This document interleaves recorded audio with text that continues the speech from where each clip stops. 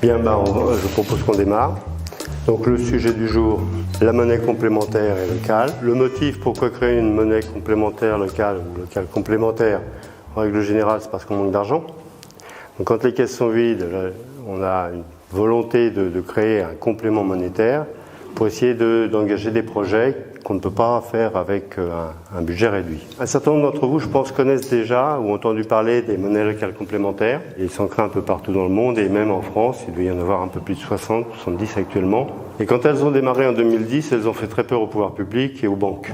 Donc tout de suite, elles ont réagi et l'État a sorti une loi de 2014, qui, sous couvert d'aider l'économie sociale et sous couvert d'aider la profusion de ces monnaies locales, en fait, n'a fait que les contraindre. Donc aujourd'hui, la monnaie locale complémentaire que je vais vous présenter n'a à peu près rien à voir avec celle que vous pouvez connaître, comme le sol, l'abeille dans différentes régions qui sont les plus connues, qui ont été contraintes par ces lois de 2014. Là, une des premières contraintes de la loi de 2014, c'est qu'elles sont initiées par des associations. Il faut que ce soit une association qui crée cette monnaie, qu'elle prenne un organisme financier pour la gérer, et après, elle doit respecter un certain nombre de contraintes. Nous allons nous libérer complètement de cette contrainte. Et pourquoi on peut le faire? Parce que contrairement à ce que l'État a voulu faire croire, on peut payer dans n'importe quelle monnaie en France. Article 1342-4 du Code civil, où il est indiqué que celui qui reçoit la monnaie peut la refuser, mais où il est indiqué aussi qu'on peut payer dans n'importe quelle monnaie. Donc là, nous allons nous créer des formes de monnaie, et pour le faire, il faut comprendre comment fonctionne la monnaie, ce qu'est la monnaie et comment fonctionne la monnaie. Donc je vais faire un petit peu de théorie au départ, je vais essayer de la rendre pas trop rébarbative, c'est de la théorie, mais ça vaut le coup de le faire. Première chose, la définition de la monnaie. Qu'est-ce qu'une monnaie? La monnaie, moi je vais retenir une définition qui colle à sa fonction, et surtout à la façon dont elle est apparue. La monnaie, on ne la trouve pas dans la nature, c'est pas quelque chose de naturel. C'est une création purement humaine. Nos ancêtres, les hommes des cavernes, n'utilisaient pas la monnaie. Et je n'ai pas connaissance qu'aucune espèce animale n'utilise de la monnaie. Les hommes préhistoriques faisaient ce qu'ils pouvaient avec la nature. Lorsqu'on convoitait ce que le voisin pouvait avoir, il était difficile de lui prendre. Soit on y allait manu militari si on était plus costaud, si on n'était pas, on essayait la ruse, et ça se finissait bien souvent assez mal. Jusqu'à ce qu'un petit malin, peut-être, se dise plutôt que d'aller lui prendre son bien, moi j'en ai un, je vais peut-être lui proposer, ça peut marcher. On a commencé à faire des échanges. L'échange par lui-même, c'est déjà un acte volontaire qui sort du cadre animal, qui sort du cadre naturel, qui est pensé. Donc l'échange, c'est le troc, que l'on connaît. Je donne ci, et j'échange avec quelque chose en face. Mais le troc, c'est difficile à réaliser, parce qu'il faut un double accord. L'accord de celui qui va me donner son bien que je convoite, et mon accord pour lui donner autre chose, ou plutôt son accord pour qu'il accepte ce que je vais lui donner. On ne trouve pas toujours la personne qui va avec. Quand on vit en communauté, c'est un peu plus facile parce qu'on peut discuter et trouver des échanges. Mais comme c'était relativement difficile à trouver toujours la bonne personne avec le bon bien, il y a d'autres petits malins, je ne sais pas selon quel procédé, qui se sont aperçus qu'ils pouvaient arriver au même résultat par des moyens détournés. C'est-à-dire qu'au lieu d'échanger directement, ils sont allés échanger avec un troisième individu qui a pu apporter quelque chose à l'échange. Je vais prendre un exemple. Un premier était chasseur, donc avait de la viande. Le deuxième que je représente, moi j'ai des outils, j'ai des victuailles, j'ai des bananes à lui offrir, parce que je crois bien aux arbres. Le problème, c'est que lui, il est complètement carnivore. Il ne veut pas de mes bananes. Alors que moi, je voudrais bien qu'il me donne une pièce de viande. À côté, j'ai plus loin un troisième individu qui, lui, forme très bien, fabrique très bien les armes pour aller chasser. Ça peut intéresser mon mangeur de viande qui est un très bon chasseur. Donc à ce moment-là, je vais essayer d'aller négocier avec le fabricant d'armes, qui en plus est végan, une chance pour moi, et se nourrit de fruits. Je vais pouvoir échanger avec lui des bananes et je vais récupérer l'arme qu'il a fabriquée. Et cette arme, je vais pouvoir après l'échanger avec le marchand de viande pour avoir ma viande. Cette arme, à ce moment-là, pour la première fois dans l'échange, elle n'est plus prise pour être consommée. Il y a une idée derrière la tête, on va lui changer sa fonction, on ne va pas la consommer, on ne va pas la manger, on ne va pas l'utiliser. On la prend uniquement parce qu'on a déjà dans l'esprit qu'on va faire une autre négociation derrière. Là, on est dans la monnaie. Là, pendant un temps, Cette arme, c'est une monnaie. Quand je la prends, après, quand je vais l'avoir transmise, elle va reprendre sa fonction d'arme parce qu'elle va être utilisée, mais pendant un temps court, elle a été de la monnaie. Il est tout à fait possible que celui à qui je la transmette ne veuille pas s'en servir non plus, mais s'en serve à son tour pour une autre utilisation. Donc la monnaie, c'est là je vais donner une définition, c'est un petit quelque chose. Bon, pour l'instant c'est un bien, mais ça pourrait être un service, ça pourrait être une idée, qui va permettre de réaliser un échange. Et pour qu'il y ait un échange, il faut que la personne qui est en face accepte ce que je lui donne. Je vais définir la monnaie uniquement par ça. Je vais éliminer tous les autres aspects. La seule fonction qui m'intéresse dans la monnaie, c'est que je peux provoquer un échange et obtenir quelque chose. Quand on regarde la monnaie, les pièces de monnaie ou les billets, c'est du papier. Mais on le prend parce qu'on sait qu'on va pouvoir provoquer un autre échange. Donc la seule définition que je veux avoir dans la monnaie, c'est quelque chose, un bidule, un truc, tout ce que vous voulez. Ça peut être matériel, immatériel, ça peut être un compte, une écriture sur un compte courant, une écriture électronique. Ça n'a qu'un but, c'est de permettre de réaliser un échange. Or, toute l'activité économique, elle n'est faite que d'échanges. Échange de travail, échange de biens, échange de services. L'économie, c'est un ensemble d'échanges. Je retiens ça, la monnaie, c'est quelque chose qui permet de réaliser un échange. Et une des conditions fondamentales pour qu'elle fonctionne, c'est que la personne l'accepte, accepte de le recevoir pour livrer son bien, ce qu'elle détient. Et ça, s'il n'y a pas cette confiance, et ben même des euros, ça ne sert à rien. Vous avez des euros, vous allez quelque part, si l'autre ne veut pas de votre monnaie, il veut des yens, vos euros, ils ne valent rien du tout. C'est de la monnaie potentielle, mais la monnaie, elle ne prend son existence qu'au moment de l'échange. J'en reste là pour la définition, je ne veux que celle-là. Parce que c'est celle qui va nous servir à faire une monnaie locale. Il y a deux monnaies officielles en France. L'euro, qui est notre monnaie qu'on connaît, et depuis 2014, il y a une autre monnaie qui existe, ce sont les monnaies locales complémentaires. Ça, c'est officiel, l'État le reconnaît, appelle ça de la monnaie. Même les économistes appellent ça de la monnaie. Moi, je vais vous en présenter d'autres. J'ai un petit peu dévoilé le secret. On va prendre un exemple. Une personne souhaite acheter, un déodorant, et il va aller chez un parfumeur. La personne va pour acheter le déodorant. Il est affiché à 50 €. Elle n'a que 40 € en poche. A priori, elle ne peut pas le faire. Elle peut essayer de négocier avec la marchande, avec la vendeuse, mais ça ne va pas marcher. Donc, à ce moment-là, elle est bloquée. Mais si quelques jours auparavant, quelques semaines auparavant, elle a reçu dans sa boîte un bon d'achat, elle va pouvoir présenter le bon d'achat. En présentant ces 4 billets de 10 € et ce bon d'achat, la vendeuse va changer d'attitude, va accepter le bon d'achat et va livrer le produit. Dans la définition que j'ai donnée tout à l'heure, c'est une monnaie. On livre une partie en euros, une partie avec un bon de réduction et l'échange se fait. C'est tout ce dont j'ai besoin, c'est que l'échange se fasse et que la personne récupère son déodorant. Le bon de réduction, il peut être en euros, 10 €, mais il peut être en pourcentage. Ça va marcher aussi bien, sauf que là, il y a une dimension supplémentaire, c'est que vous, consommateur, c'est vous qui allez donner la valeur de cette monnaie, de ce coupon. Ce coupon de 10%, si vous achetez quelque chose de 50 € à 20 €, eh ben, il vaudra 5 € ou 2 €. Les entreprises, les entrepreneurs créent de la monnaie en émettant des bons d'achat et des bons de réduction. Souvent, ils fixent même le montant, mais ils peuvent vous laisser le fixer dans certaines limites. Donc le bon de réduction, qu'il soit en euros ou en pourcentage, c'est de la monnaie.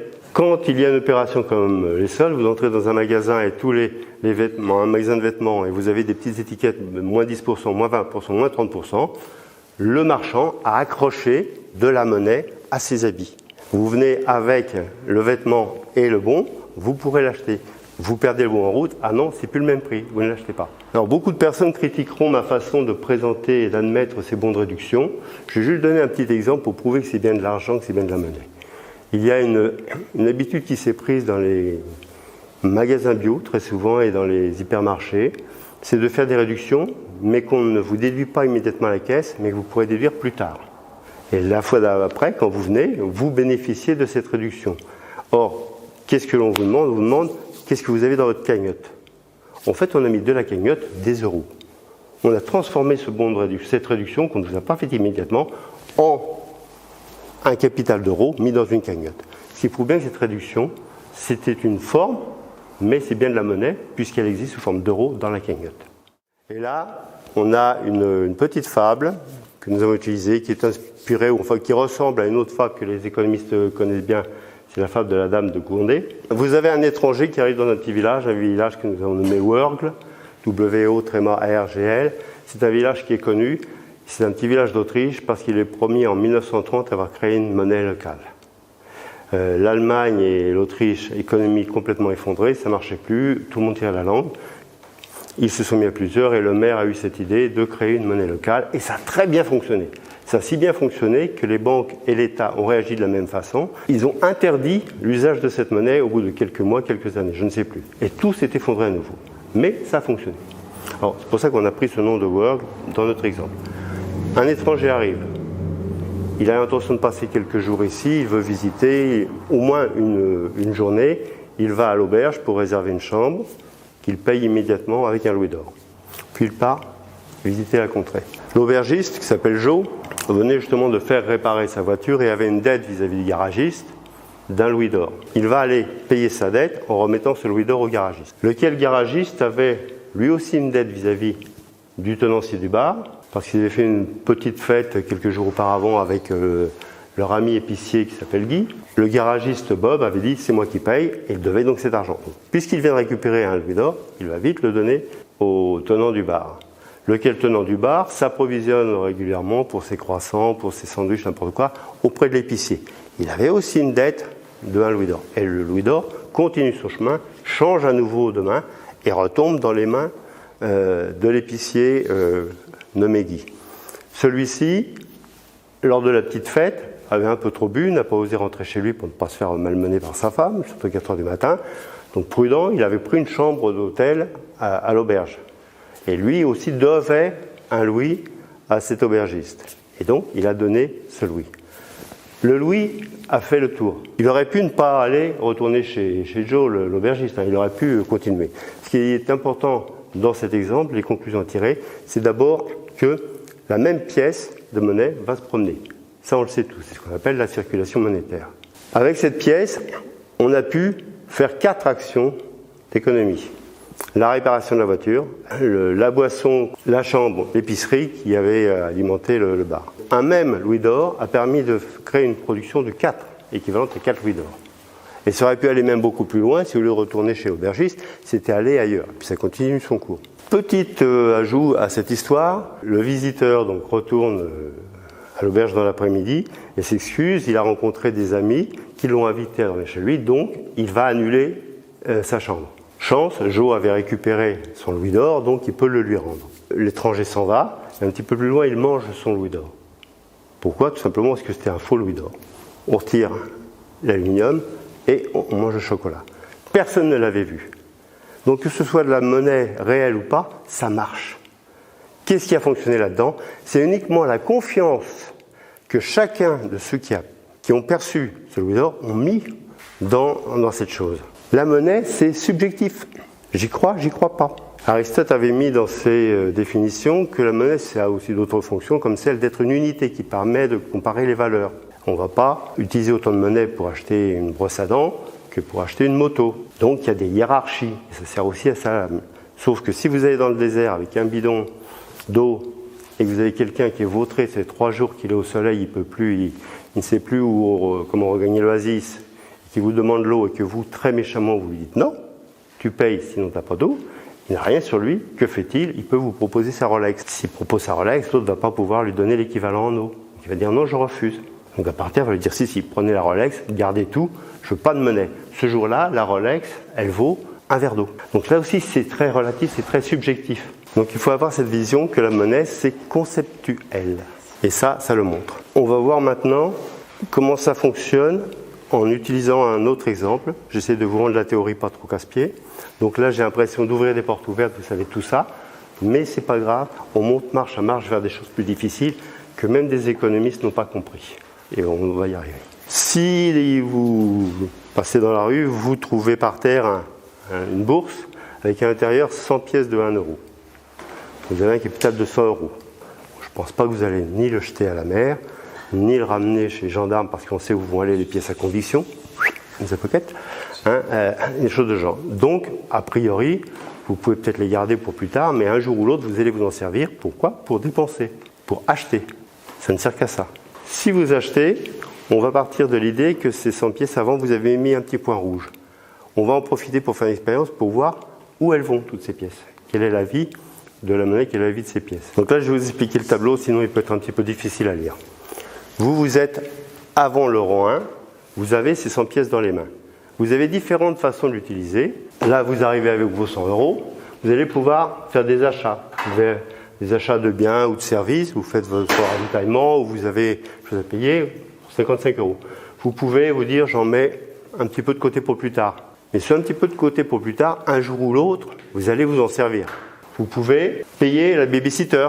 Vous pouvez le donner au petit-neveu, ou bien, si vous le gardez un peu trop longtemps, ça partira par la succession chez vos héritiers. Donc ces 100 € ont été répartis par l'utilisation que fait la première personne, vous qui l'avez trouvé. Mais après, les personnes qui vont recevoir cette partie, les commerçants qui ont reçu les 55 €, ils vont à leur tour s'en servir.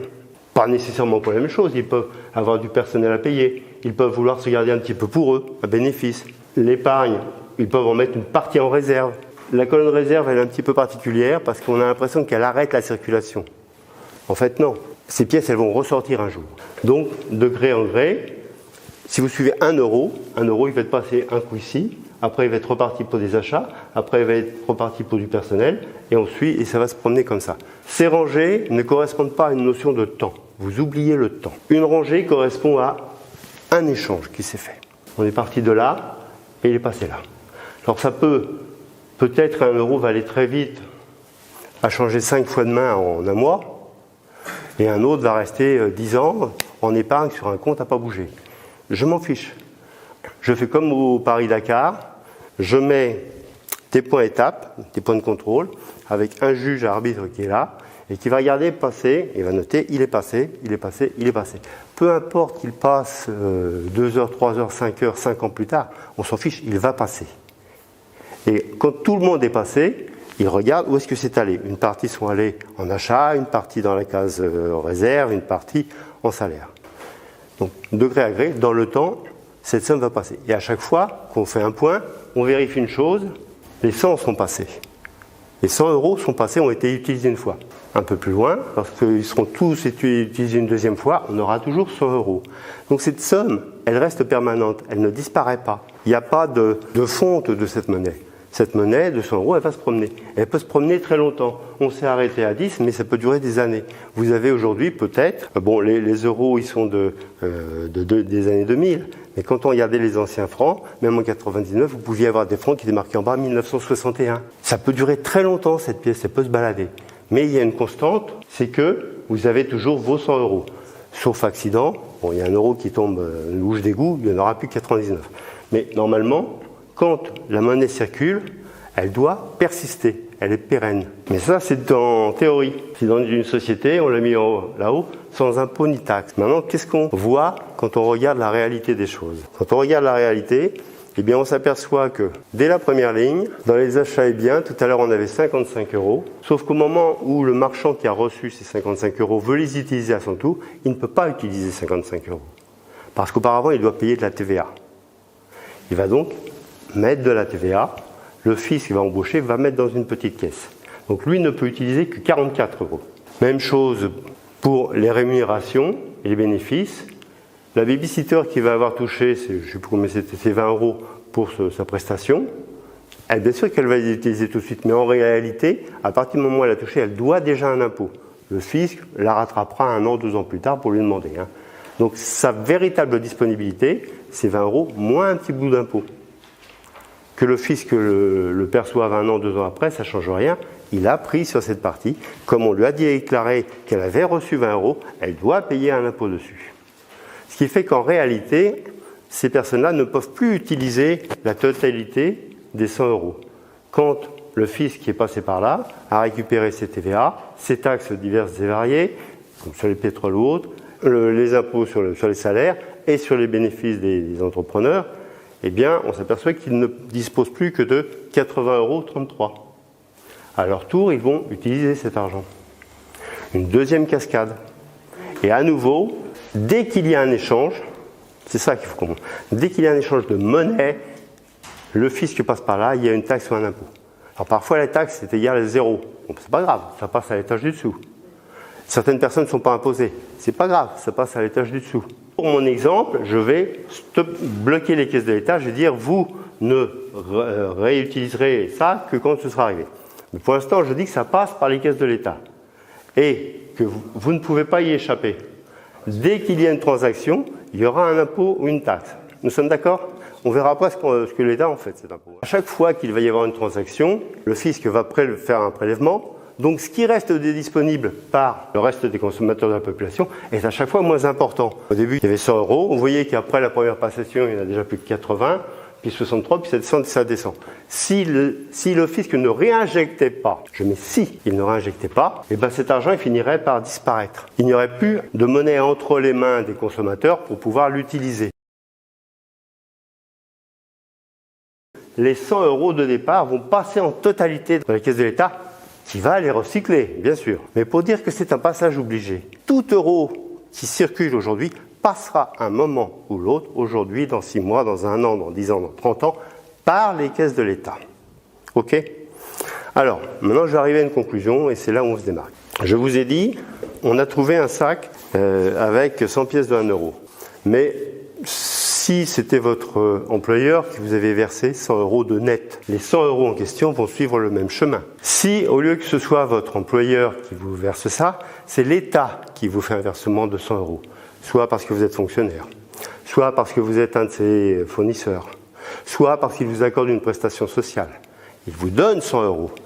Le même schéma va être conservé. Alors ce que je veux démontrer là, c'est que quand l'État dépense 100 €, un jour ou l'autre, peut-être dans 50 ans, il aura récupéré ces 100 €. La fiscalité permet de faire retourner dans les caisses de l'État l'argent qu'il a fait. Donc, quand l'État dépense 100 €, il sait que dans un délai qui lui est inconnu, il va récupérer 100 € en ressources. On est en train de faire une démonstration que même les Nobel n'ont pas compris, c'est que quand l'État fait une dépense, il va la récupérer. Quand on dit « je vais réduire les dépenses pour faire de l'austérité », je réduis mes ressources futures. Je m'appauvris. C'est ce qu'on constate. Quand on fait ce genre de choses, on dit « je fais une dépense, je vais récupérer en ressources équivalentes », je dis quoi ? Je dis que les dépenses, elles sont a priori, elles sont antérieures aux ressources. Toute la théorie actuelle et le système économique actuel dit l'inverse. Dit l'État a des ressources, il va voir comment il l'utilise. Ça, c'est un budget de ménage. Quand vous créez une entreprise, vous commencez par aller chez le banquier, chercher de l'argent pour mettre des actifs. Vous commencez par les dépenses. Et après, vous allez recevoir des ressources. Tout le raisonnement du système économique actuel, de la comptabilité nationale, de la Cour des comptes, c'est de dire qu'on a un budget de ménage. Et elle est là l'erreur. Le budget de l'État fonctionne comme celui d'une entreprise. Sauf que l'entreprise, elle va avoir plus de ressources ou moins de ressources que les dépenses engagées. Là, on a un cas exceptionnel, c'est toujours égal. Comment peut-on me dire aujourd'hui que les dépenses budgétaires de l'État vont être fonction des ressources d'il y a 3 ans, alors que je sais qu'elles vont me générer exactement le même montant en ressources. Sans compétition entre États. Sans compétition entre États. Tout à fait. Alors, il y a une fuite là-dedans, vous avez raison, ce sont les échanges entre États. Voilà.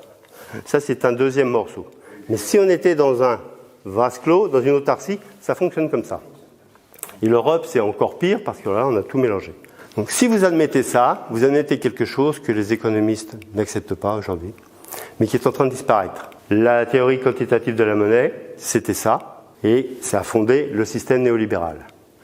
Aujourd'hui, depuis 2015, vous avez les plus hautes sommités économiques du monde.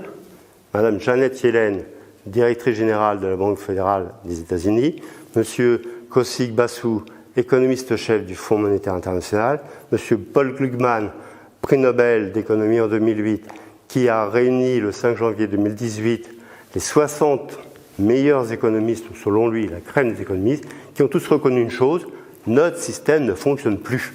Ils ne comprennent pas, l'économie actuelle ne se réagit pas comme le prévoyait le modèle. Et ils cherchent pourquoi. Et vous avez d'autres groupes d'économistes, dont je fais partie, mais il y en a de bien plus illustres, qui ont vu depuis longtemps que ce sens que les dépenses précédaient les ressources. Ils ont vu d'autres choses aussi. Ils ont vu que de cette façon, si l'État a la possibilité de créer sa propre monnaie, il ne sera jamais en faillite. Parce que s'il crée de la monnaie, qu'il l'injecte en dépenses supplémentaires, c'est pas gênant, il va la récupérer. Il ne va pas se mettre en déficit, il va avoir un problème de trésorerie. Tout le monde confond le déficit budgétaire avec le déficit de trésorerie. Pendant un temps, il n'a pas tout de suite l'argent. Et il va aller l'emprunter. Et ça va lui créer des dégâts terribles. C'est quand il va l'emprunter, avec le tableau qu'on a vu tout à l'heure, il va emprunter 100 millions, il va les mettre dans l'économie, sous un délai de 5-6 ans, il récupère ces 100 millions. Il va les rendre à son prêteur. On est d'accord. Sauf qu'il y a une chose, c'est que le prêteur va lui demander des intérêts. Et ces intérêts, il ne peut pas les payer. Parce que s'il fait, et ses ressources sont toujours identiques à ses dépenses, il ne fait pas de déficit, mais il ne fait pas d'excédent. Et c'est ce qui bloque la machine et qui crée la dette. Ce ne sont pas les déficits qui créent la dette, ce sont les intérêts qu'il ne peut pas payer. Cette théorie, qu'on appelle la MMT, Modern Monetary Theory, c'est ce qui est porté par le clan des démocrates américains actuellement. On a une grosse bataille là-dessus. Si les démocrates, à la fin de l'année, remplacent Trump, c'est ce qui sera utilisé pour mettre en place un nouveau système économique et balayer celui qu'on utilise aujourd'hui. C'est dans cet esprit, avec ces éléments-là, que nous allons faire une monnaie locale complémentaire. Je viens de loin, là. Donc, un petit schéma pour dire comment fonctionne l'économie. Le trésor public met de l'argent dans le circuit par des dépenses. Ça se transforme, ça fait tourner l'économie. On a vu 1 euro qui est mis va faire une production en boucle, mais au fur et à mesure, il va en récupérer. Parce que tout ça, ça va alimenter l'économie réelle, qui va pouvoir permettre de produire des traitements, des rémunérations, des salaires qui vont faire un pouvoir d'achat, et ça va se déverser dans ce grand tout, et ça va être recyclé par le fisc qui fonctionne, et qui va le remettre dans la caisse d'État, qui va repartir. C'est ça le circuit économique. Ce qui était important de voir, c'est qu'avec la fiscalité, l'État n'est pas déficitaire. Pourquoi je dis ça ? Parce que maintenant, si vous voulez créer une monnaie locale, les monnaies locales complémentaires, vous passez par une association. Parce que les gens à qui vous allez proposer vos sols n'ont pas confiance. Je l'ai dit tout à l'heure, pour que la transaction se fasse, il faut que vous ayez confiance. Le boucher n'a pas confiance. Qu'est-ce que je vais en faire ? Moi, mon fournisseur de viande, il ne prend pas votre truc. Donc, je ne le fais pas. Puis, ça va peut-être durer quelques années où l'État va l'interdire. Je ne veux pas de votre monnaie. Si votre monnaie locale complémentaire est refusée, qu'est-ce que vous faites ? Eh bien, ce qui se passe actuellement, c'est que vous avez des gens qui font les commerciaux, qui vont essayer de convaincre qu'il faut le faire, que c'est bien pour la région, mais ça ne convainc pas assez, ça monte très doucement. Vous ne pouvez pas attendre 25 ans qu'un quart de la population s'y soit mis. Par contre, ce qui se passe dans le cadre de l'État, c'est que l'État a un élément supplémentaire dont on a parlé tout à l'heure, c'est qu'il a le moyen d'imposer des choses. Il peut déjà imposer une monnaie, il a dit l'euro. Il a oublié l'article du code qui vous permettait de faire autrement. Mais c'est tellement plus simple pour tout le monde utilise l'euro. Bon. Mais il peut surtout vous imposer une fiscalité. Et dès que vous donnez une fiscalité, l'argent que vous investissez, vous le récupérez. Mais dans le cas d'une monnaie locale, si vous mettez une monnaie locale en place par une association, elle ne peut rien imposer. Si c'est une municipalité ou un groupe de municipalités, elle a le droit de mettre en place des fiscalités. Plusieurs. Et le fait de mettre une fiscalité, vous donnez aussi une raison aux commerçants de l'utiliser, parce qu'ils savent qu'ils ont un débouché qu'ils peuvent le recycler. Si les commerçants, vous leur dites, vous pourrez payer la moitié de votre fiscalité en violette, ils vont l'accepter plus facilement. Si vous mettez, je prends un exemple, à Saint-Brieuc, la mairie de Saint-Brieuc met en place une monnaie locale, il veut absolument que ça tourne, et je dis n'importe quoi, j'invente. Il y a 5 parkings, il y en a un qu'on va mettre pour les étrangers à Saint-Brieuc, ce qui est d'ailleurs, parce qu'ils n'ont que des euros. Les autres, vous pouvez prendre des euros ou des monnaies locales, mais le plus grand, il ne fonctionnera qu'avec notre monnaie locale. Et ça, on peut le faire. Moi, je suis allé à Paris, j'ai voulu mettre de l'argent dans des parcs-mètres, je ne pouvais pas, il fallait une carte de la mairie de Paris. Ça marchait qu'avec des cartes.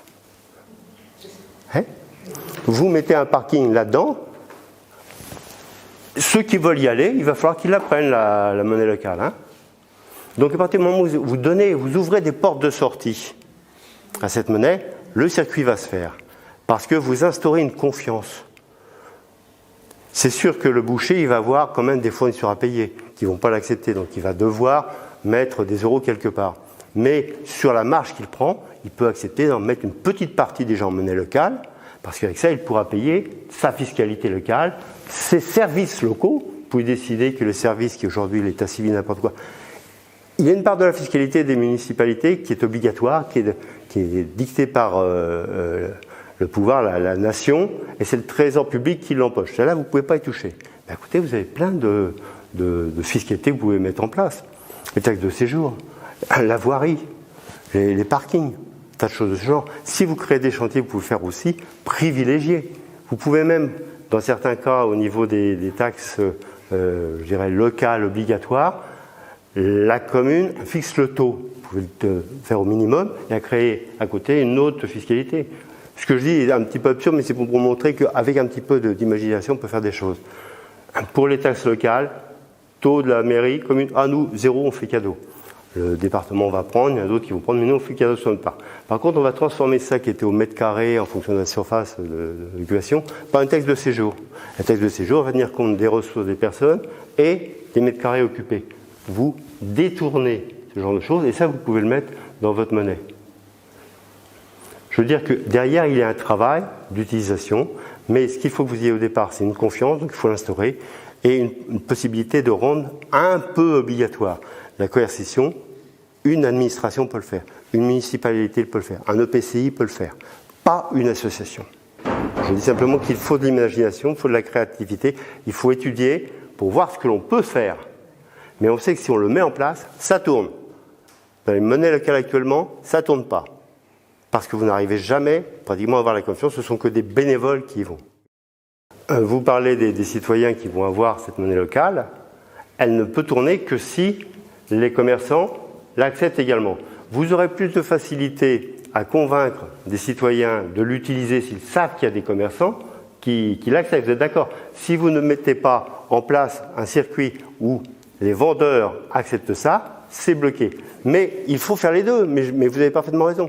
C'est pas ne faire que l'offre, ça. Mais je veux dire qu'à un moment, ça va coincer. Il faut décoincer l'offre, ceux qui produisent, ceux qui vendent. Il faut convaincre les vendeurs d'accepter la monnaie locale. Et quand ils acceptent la monnaie locale, vous pouvez la distribuer aux citoyens. Vous avez une certitude, c'est que la fiscalité va vous rapporter les dépenses que vous faites. Donc vous pouvez aller très loin dans les dépenses. Ça vous ouvre un champ de possibilités très important parce que vous savez que vous allez avoir la ressource en retour. Il y aura toujours le problème de la trésorerie. Mais le problème de la trésorerie, il est dû au fait qu'on ne peut pas créer ses propres euros.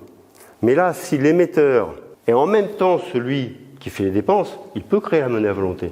Donc il va, quand il y aura des problèmes de décalage dans le temps qui créent une difficulté de trésorerie, il pourra créer la monnaie le temps que, puis quand ça reviendra, il pourra la redétruire après. Je veux dire, il n'y a aucune difficulté à créer de l'argent, à mettre un budget même très élevé, l'alimenter avec ça et le récupérer avec une fiscalité. Ce qu'il faut, c'est que les gens qui vont l'utiliser soient convaincus que ça tourne. Si ça ne tourne pas, qu'ils craignent un blocage, ça ne démarre pas. L'élément fondamental, je suis toujours devant, c'est la confiance. La confiance du vendeur. C'est lui qui accepte la monnaie, c'est lui qui la fait vivre.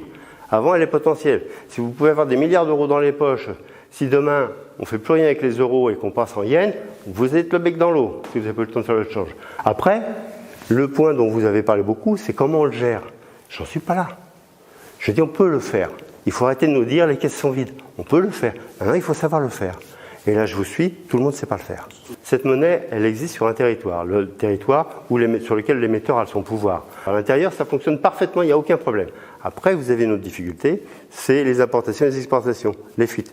Et ça crée des déficits, ou ça peut créer des excédents. C'est là où il faut savoir gérer. Parce qu'il faut réussir à passer dans un système où vous êtes le plus possible en autarcie, c'est-à-dire ne pas tout remettre aux échanges internationaux. Le Venezuela, tout le monde critique le Venezuela. Le Venezuela, en 2003, a mis un système comme ça. Tout le monde dit qu'ils sont effondrés, ça ne marche pas, votre truc. Désolé, ça a marché jusqu'en 2008. Ils ont monté tous les curseurs partout.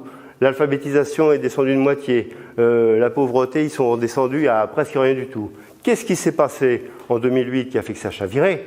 C'est que toute leur économie était basée sur le pétrole et à l'exportation. Et c'est l'étranger qui les a plombés. Ce n'est pas leur système, parce qu'ils n'ont pas su gérer.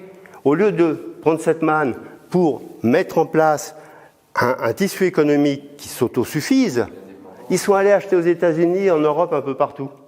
Après, ils ne pouvaient plus acheter. Ce n'est pas le système qui a foiré, C'est leur façon de gérer. L'inflation, on dit, quand on crée de la monnaie, ça c'est la théorie quantitative, c'est le tabou absolu, c'est le Satan du système néolibéral. Vous créez de la monnaie, vous créez de l'inflation. Mais c'est pipeau. C'est complètement faux. Je l'ai démontré dans un ouvrage précédemment, tous les arguments historiques qui ont été pris depuis 1530, avec Jean Godin, qui a lancé ce truc-là, sont partis d'une erreur de sa part, que tout le monde a relayé, et ceux qui ont compris n'ont pas voulu la rectifier parce que ça leur profitait. Mais même les économistes actuels vous disent, il y a de l'inflation. Quand Janet Yellen s'est affolée en 2015, en 2016, elle a dit, mais ce monde est fou, c'est un mystère. Pourquoi ? Parce que les pays qui en avaient marre de coincer, comme les États-Unis, se sont mis à créer de la monnaie en masse. Là, les États-Unis ont un budget de 16 000 milliards de dollars à mettre. Tout le monde s'attend à la catastrophe. Je suis désolé, Trump, c'est ce qu'on veut, mais sur le plan économique, il a raison. Pas de chance. Et il n'y a pas eu l'inflation. C'est comme si vous mettez de l'eau sur une terre sèche. Vous pouvez mettre beaucoup d'eau, elle va l'absorber. Il y a un tel manque.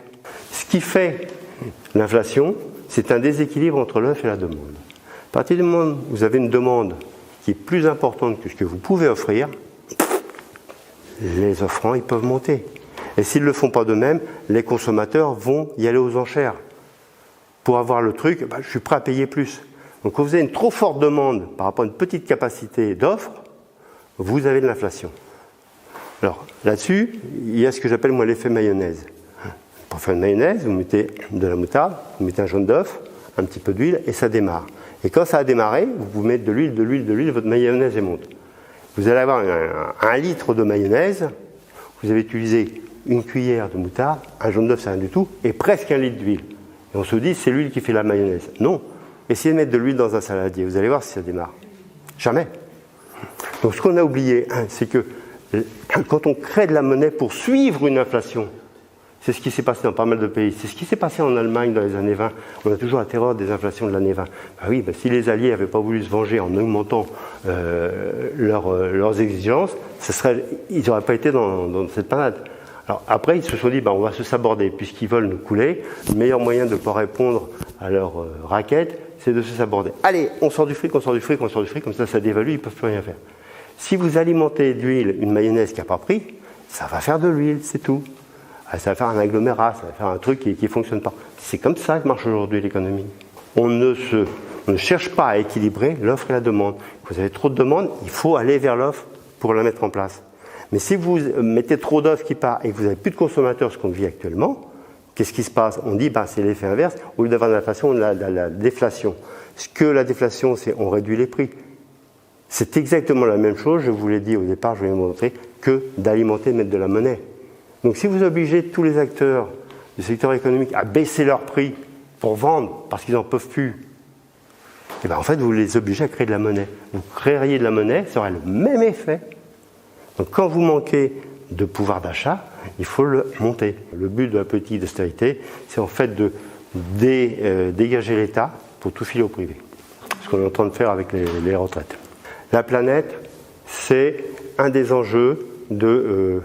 vous avez un journaliste tout à l'heure de France, je lui ai dit, du Green New Deal.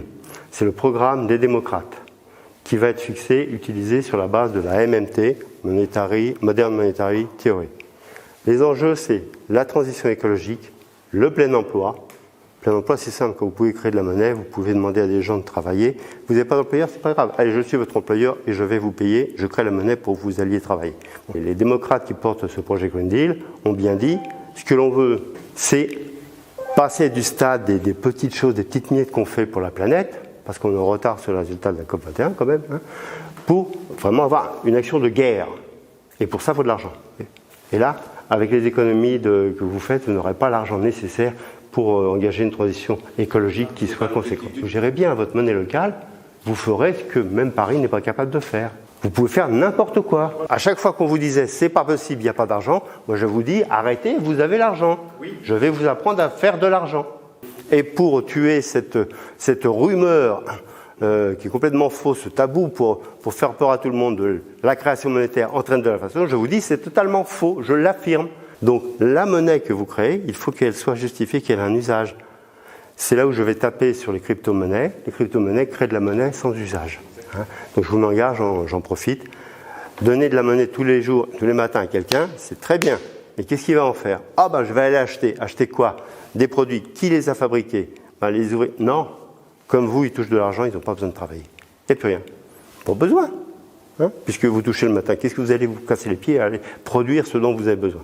Rien du tout. Donc, crypto-monnaie, c'est une parenthèse à éviter. Mais c'est pas la crypto-monnaie, c'est la blockchain. Oui.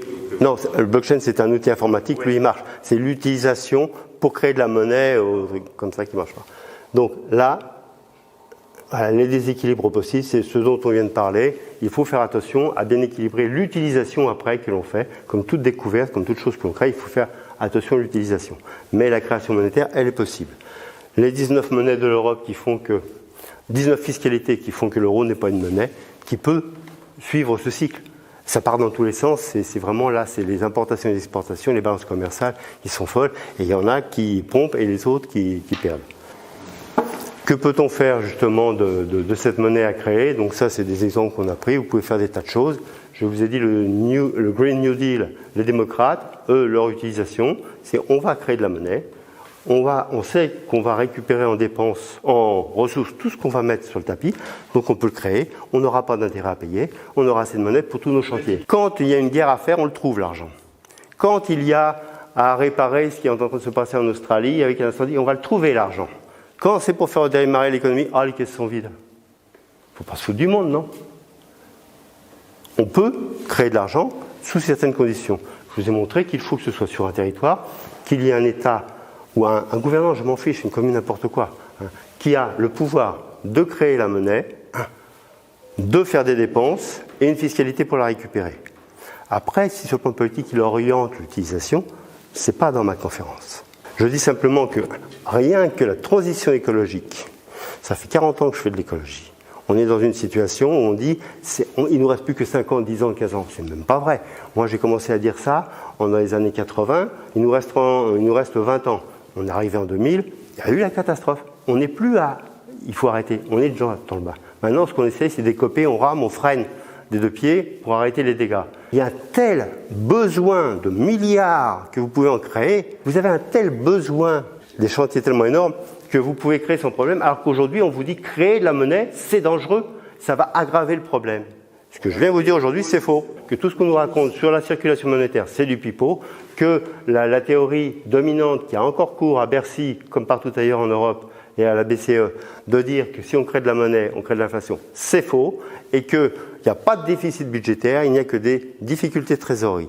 Et si l'État reprenait la création monétaire, il n'aurait pas ces difficultés de trésorerie. Si on va plus loin, vous me laissez une heure et je vous montre que la dette, c'est l'accumulation des intérêts que l'État ne peut pas rembourser puisqu'il ne fait pas d'excédent, et des fuites des balances commerciales. Et si vous prenez les tableaux, ce que je me suis amusé à faire depuis 1974, des agios, des soldes des balances commerciales, vous additionnez les deux, à un chouïa près, vous retrouvez très exactement la courbe des dettes. Alors qu'on vous dit tout le temps, c'est une coïncidence. Parce que quand on regarde qu'avec les agios, on dit « Ah là, vous voyez, il y a un décalage. » Oui, vous ajoutez la balance commerciale et il n'y a plus de décalage. Quand vous savez tout ça, vous pouvez créer une monnaie locale. Mais les conditions, il vous faut une autorité qui a le pouvoir de l'émettre, de décider des usages, mais surtout de mettre en place une fiscalité. Et là, vous allez équilibrer. Et après, je sors de ma conférence, c'est la qualité des gestionnaires. C'est la volonté politique. Ça ne me regarde pas. Aujourd'hui, ça ne me regarde pas devant vous. J'ai mes petites idées, c'est chez moi dans mon fauteuil. Alors, juste un dernier petit point, parce que quand on dit ça, on va dire, mais comment on l'a fait? Alors, c'est bien beau de nous dire qu'on peut faire de la monnaie, mais on l'a fait comment? Si vous faites comme les autres monnaies locales, la plupart, vous faites des petits coupons. Vous appelez on va prendre briochin pour s'amuser, un briochin égale 1 euro. Généralement, c'est la parité. Ça ne change rien. Et puis l'État va vous dire, là, vous entrez dans le cadre de ma loi de 2014. Mais il y a d'autres solutions de faire de la monnaie. Je vous ai montré que la monnaie, ce n'était pas simplement l'euro ou les monnaies locales. On pouvait utiliser d'autres choses. Notamment, il y a un projet en Italie, que vous avez peut-être entendu parler, la création de CCF ou de mini-bots. C'est-à-dire, les mini-bots, ça consiste à dire, l'État a des dettes vis-à-vis de certains fournisseurs qu'il ne peut pas payer. Mais l'État aussi que ses fournisseurs, de par leur activité, vont lui devoir de l'argent. C'est pas la peine de faire l'aller-retour. Je vous paye donc avec un crédit sur la fiscalité, comme ça vous n'aurez pas à me rembourser. C'est une façon de matérialiser, c'est une forme d'accord. C'est ce qu'ils ont appelé les CCF. C'est crédit, je ne sais plus comment, sur les finances à venir. Donc ça, c'est une façon. On a vu qu'on pouvait utiliser des créances, on peut utiliser des titres financiers. Personne n'interdit de payer avec des titres financiers. Des bons du Trésor, vous avez un bon du Trésor, vous avez le droit de l'échanger s'ils sont transmissibles. Donc parmi les deux voies que l'on peut utiliser dans une commune, c'est qu'une commune, je prends un exemple, émet un emprunt. Émet un emprunt, les gens qui veulent bien déposer de l'argent vont recevoir un titre d'emprunt. Et si le titre d'emprunt, vous lui donnez les 16 ou 17 conditions que j'ai mises, les modalités que j'ai mises, vous allez pouvoir vous le transmettre. C'est-à-dire que vous allez pouvoir, si je ne fais que des emprunts à 1 euro, tous, vous souscrivez 100 euros, vous aurez 100 titres d'emprunt de 1 euro. Et avec ça, vous pourrez aller chez ceux qui l'acceptent comme des titres d'emprunt.